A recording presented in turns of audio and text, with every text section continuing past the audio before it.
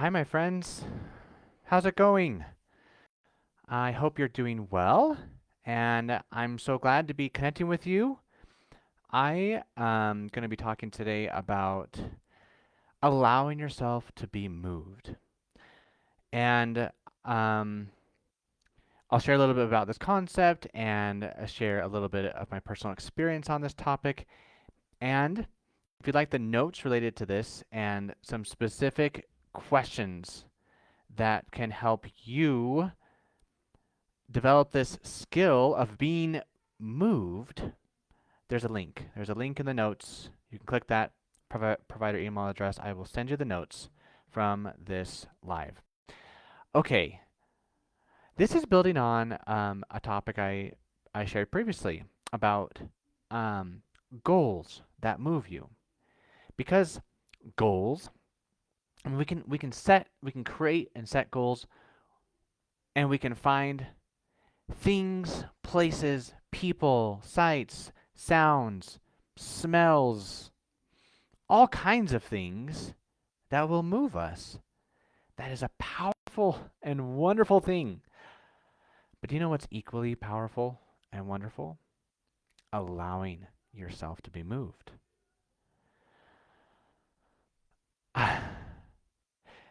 the it's like both happen. Both are true. Things move us. Sights move us. Smells move us. Goals move us. We can find things outside of us that will move us energetically, spiritually, emotionally, physically. And equally true is that we can create movement. We can create the willingness, the conditions within us to be moved. And when we develop that, we expand the possible number of things outside of us that will move us. Things that previously would be like, meh, will all of a sudden move us. You know, um, I just was thinking about some people in my own life. It seems that with time, maybe life and time has a way of just doing this to us where things that wouldn't move us to tears or move us to compassion or all these things that previously didn't do that now do. Maybe there's people who come to mind for you. That's just I just started imagining a few people I know who I have watched over time become so tender and like they just are so easily um, filled with tears in their eyes, depending on something that happens outside of them. Um, so maybe just with life, we'd get to a place where we are more easily moved. But you know what? I can also think of people who have lived 80 years, 70, 80 plus years, and I tell you what, nothing moves them. They're like talking to a stone. You know, you could share the sweetest story, or they could witness the most incredible thing, the most precious thing, or the saddest thing. And they're just like, yep, that's life.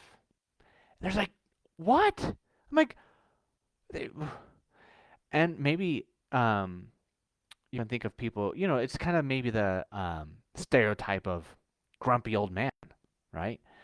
So there's definitely there's definitely enough people where it's true that life can work on someone to get them to a place where they're easily moved, but you know what? It's not guaranteed. There's also enough people I can think of where it's like, nope, life didn't do it. And so in what that suggests is that there is such a thing as like, or this possibility of allowing yourself to be moved, letting yourself be brought to tears, letting yourself feel deeply, letting yourself care. letting yourself love. Okay? All right, so by the end of this, we'll here I'll share a bit more from my experience on this recently and a few tools, a few just basic questions or tools that you can utilize to allow yourself to be moved. Um, all right. So I'm going to start with now a story from a run I went on recently, and this was just this week. And um, the background is I had a conversation with a friend before I went running that day, and the friend was saying, "Hey, um, I would love to be more present with God.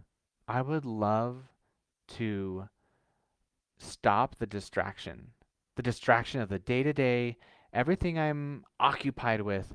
It takes me away from Him, and um, I would like to, I don't know, get better at just bringing my attention back to God and being present with God more regularly, more frequently."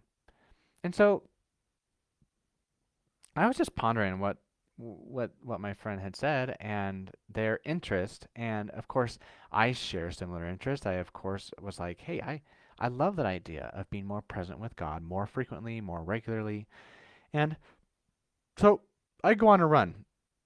This is my regular routine, and I'm pondering this. I'm thinking about this idea of presence with God and the distractions of day-to-day life. And I'm thinking about this while I'm going running. I'm like, what do I typically think about when I'm here running? Am I thinking about God? And I thought of many things. I'm like, no, I'm often thinking about like work and um, challenges with just the busy schedule that I have with having 4 children under the age of 9 and um, keeping a household and a yard that's somewhat decent to look at and connecting with all of you people I want to serve, all these things. Those are things I'm often thinking about while I'm running.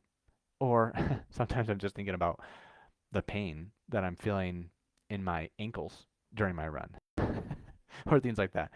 Um, and as I was kind of pondering it, like reflecting on how could I be more present with God, and how do we solve for this problem where we have so many distractions taking us away from God? And and the Spirit whispered to me, like I had this like, oh, I actually think it's a concept I've heard before, and the Spirit brought that to my memory. I can't remember exactly how and when I heard it or who I heard it from, but anyway, this was the concept. As I'm running, I just had this question. Wait, no. I'm going to state it as a statement. This statement came to mind. God is in everything. He is in everything. It's impossible to be distracted by things because God can be found in all things. Okay, let me just little interruption of the story. I'm telling the story to talk about a recent experience I had of being moved. This moment I had with the Spirit and with God was moving. And it wasn't, I mean, there is some context about this conversation with a friend that maybe served as an impetus or an opportunity to be moved. But when I reflected on this, it's like I practiced some skills here. I did something that allowed me to be moved. Okay, back to the story. So, God can be found in all things. What I'm not saying is that He's in everything, including like darkness and sin and things like that. Um, but what I am saying is that even if we are in those places, even if we're not in a place where you would typically find God, or if you're in a situation or dealing with a situation that is definitely not of Him. The question is, and the way this like landed with me is like, um, can we find Him even in even if a scenario was not necessarily filled with light and goodness, even if it's an environment that's filled with sin, can we find Him? He can be. So the statement could be said this way as well. The first version is God is in everything. The other alternative version of this, which I felt and what this all meant to me at the moment, was God can be found in everything. God can be found at all times. That might be the best way to say it. Um, even if that means the only place He can be found is within us. So I was so touched by this. And as I'm running, I start to look at every input, every stimulus, sight, sound, smell, touch, impact with the road that I was running on. I started to practice this. And I was asking myself, how is God in that? How is God in that? I looked at a tree. I said, where's God in that tree? Where's God in the blue sky? Where is He on this road? Um, everything around me, I just immediately was reflecting on Him. And do you know what? I found Him. And it was so moving. I mean, this alone, this is like maybe a whole different topic, which isn't really the topic today. The topic is about allowing yourself to be moved. But this alone, this concept, it can be really powerful. It certainly lifted me in that moment. And since then, since that day, over the past few days, I've been practicing this. And it's been so moving to me. It immediately created infinite and constant movement because there was no such thing as being there is no such thing as being distracted. This is, maybe you could say, this is a belief I'm practicing right now. There's no such thing as being distracted from God unless I view things as a distraction from Him. But if I view all things being a way to Him, all things include within it somewhere Him, then I can't be distracted from Him. I'm always present with Him. Oh, anyway, that just moved me so much. Okay, it gave me life-giving energy that never stopped flowing. So like two questions that can be asked, right? Where is God in that thing? Or how can I allow this thing to move me? So, um, so there was a real concept. So these two questions alone, where is God in that thing? And number two, how can I allow this thing to move me? These two questions, they can be the instrument through which you are moved, right? You can just utilize questions like these to allow yourself to be moved. But the other thing I just want to point out is kind of what I started to mention earlier. I practiced something. I practiced some skill. I allowed myself to get into a headspace where I could be moved. I could be moved emotionally. I could be moved spiritually. And I would say that is the beginning. Before even getting to the question of asking, how can I allow this thing to move me? Even before that question, what needs to be established first is a willingness and desire to be moved.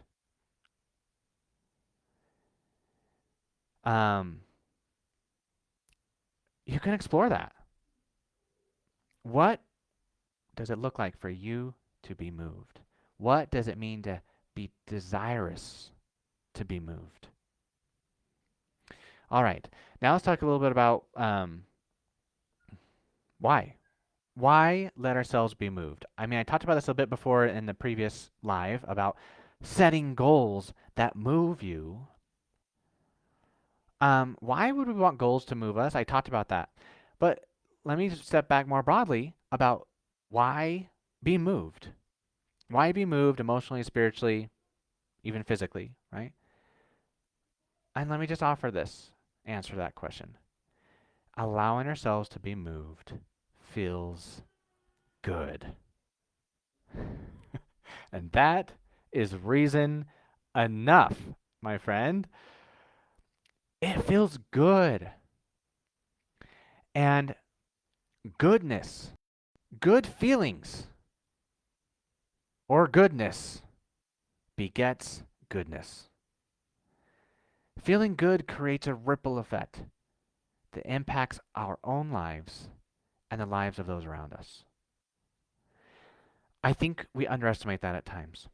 I think we get fixed on our challenges or set in our ways, or we almost might sometimes develop a view that being moved or being strong in emotion or feeling or energy is maybe childlike, maybe immature. And this is often I think that we kind of get socialized around. If you think about the contrast between being a child is certainly full of feelings and emotion and movement versus growing up, right?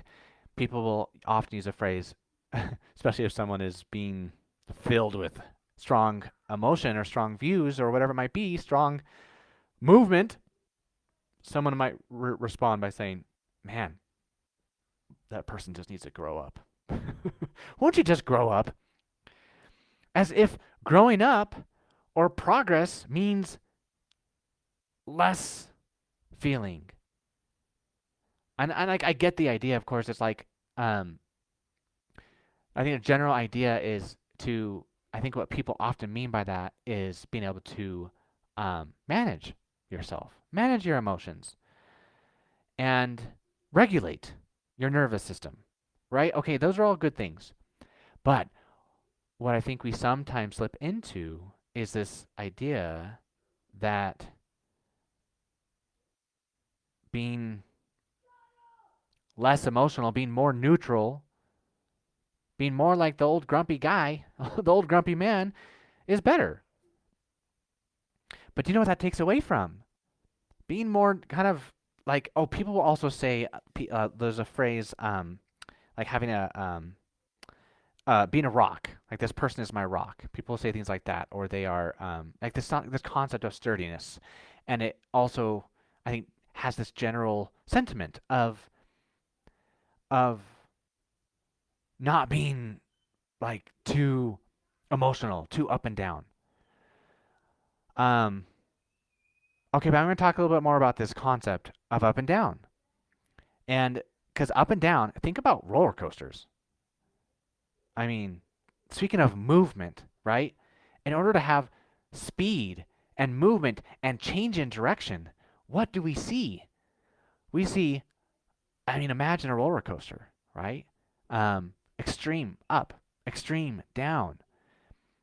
That kind of change in direction is what is necessary for energy, for movement.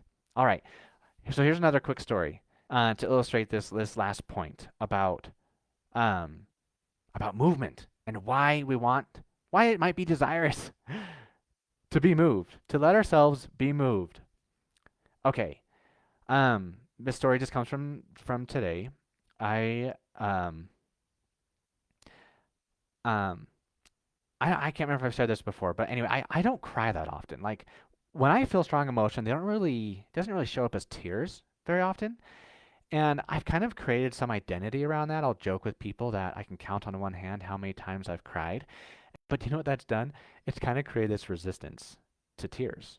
Like anytime I start to feel myself maybe get to a point where I might have tears, it's like I find myself kind of wanting to dampen that emotion. Whatever that emotion is, it's like kind of tugging on some sort of heartstrings that's leading to some tears.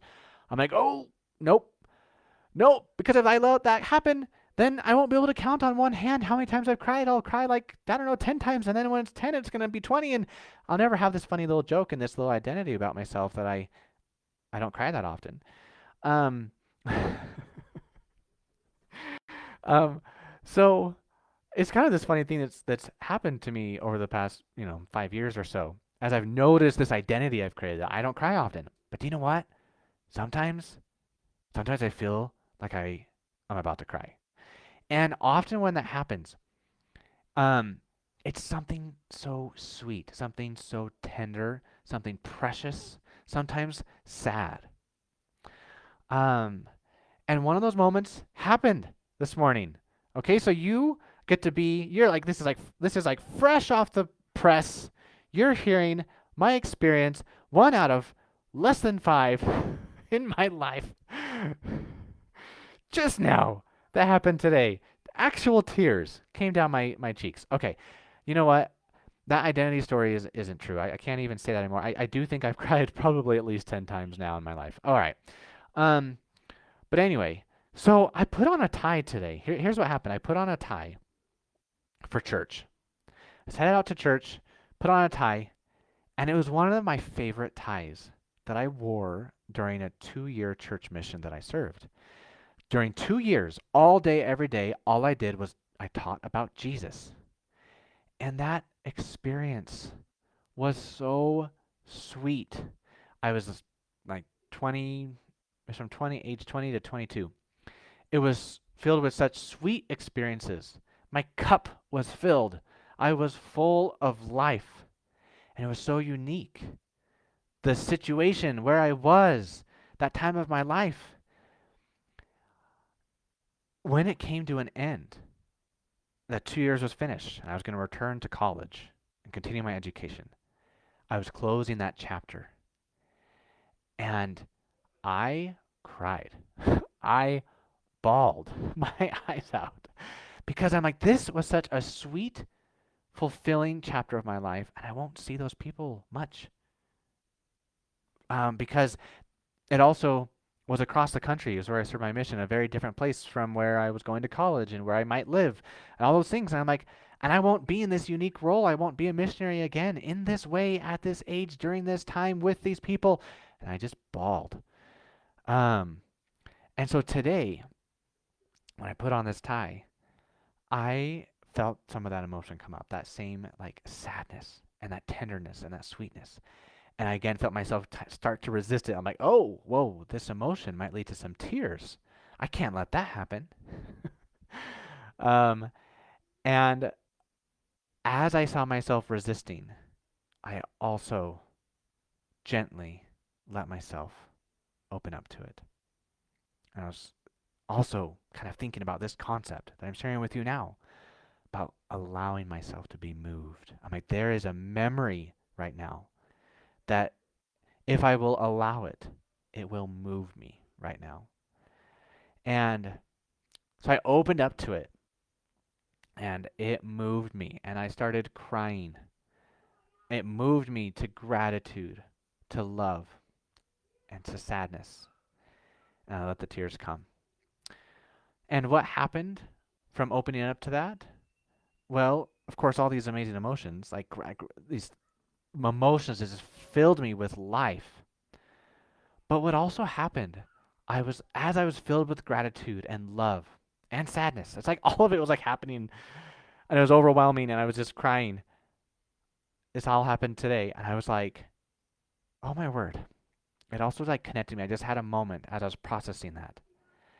I had a moment where I realized that what I'm experiencing right now in my life is going to be a precious chapter of my life. A precious chapter that will also come to a close at some point. And I will, at some future day, look back with gratitude, love, sadness, all these things. I will look back with all that emotion at this day, at this time of my life. And again, so it's like, and then as I thought about that, even more life flowed out, like, it's like both ways, out of me and into me. It was like I was just feeling so full. And that's how the best way I can articulate this concept of movement. And when I allowed myself to be moved, this ripple effect of goodness that impacted my life right now in so many beautiful ways. So letting myself be moved today, let me feel gratitude and love now. And it allowed me to connect with what I'm creating in my life, which is these tender, precious moments. Now, even though with love now, I know that in some future point, I'm going to reflect on this time and be like, oh, I had so much love during that period of my life. I felt so much gratitude. I was so full. My cup was full. All the things that I said today about myself 20 years ago, I'm allowing myself to have that moment again in the future. I'm allowing myself to be filled right now, knowing that in the future, I'm going to look back and be like, wow, I was so filled. I was letting myself be moved today to connect with the full human experience. That is what we allow when we let ourselves be moved. We allow the full spectrum of emotion. We allow strong, positive emotion. And how? How do we allow strong, positive emotion? By also allowing strong, negative emotion. Remember where the story started? When I put on my tie. And what was I reflecting on? What brought me to tears initially? It was remembering that strong sadness that I had, 20 years ago when I was completing this 2-year church mission. I was filled with so much sadness. I bawled my eyes out, and I was just thinking about that today. It was that strong negative emotion of sadness that brought me to tears. And because I allowed that sadness to come, I let myself be moved by it. I let myself go there. I was also enveloped with strong emotion. I was able, it's like I immediately increased my capacity to experience strong, positive emotion.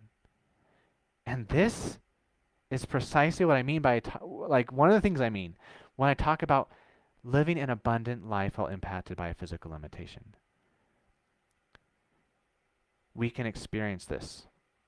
We can experience this full spectrum of emotion. We can live abundantly. We can have this fullness. We can have vitality every day, regardless of a physical limitation, regardless of a disease like mine, rheumatoid arthritis, regardless of the impact of having a child or a loved one that's disabled, like how I have a daughter who was born deaf, or whatever it is, whatever that might be for you, regardless of whatever that situation is. If you will allow yourself to be moved, you open yourself to vitality, to abundance, to goodness, and that goodness begets goodness. Okay, so you can also consider this. Even when you aren't feeling good, right? So like in this moment that today started with sadness or whatever other emotion or situation, when you're not feeling good, you can ask, how can I let myself be moved?